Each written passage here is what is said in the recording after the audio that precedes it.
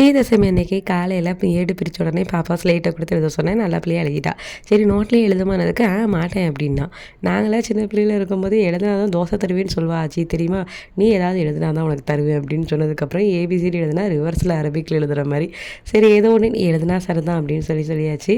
அன்றைக்கி வந்து அவல் பொரி, அதுக்கப்புறம் பால் பழம் வச்சு ஃபஸ்ட்டு விஜயதசமிக்குள்ளே பூஜைக்கு முன்னாடி நம்ம ஏடு பிரிக்கிறதுக்காக கும்பிட்டு ஏடெல்லாம் பிரித்ததுக்கப்புறம் அன்றைக்கி நோன்பை ஏற்றி விடணும்ல, அதுக்கு வந்துட்டு கதம்ப சாதம் பண்ணிகிட்டு இருந்தேன்.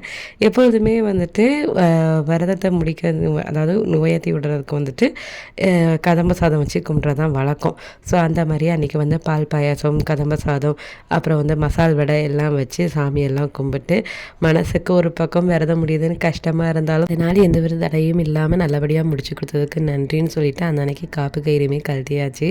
இந்த வருஷம் அகண்ட தெய்வம் தான் வச்சுருந்தேன். மறுபடியும் கலசம் வைக்கிறதுக்கான வாய்ப்பு எப்போ அந்த அம்பாள் கொடுப்பாங்கன்னு தெரில.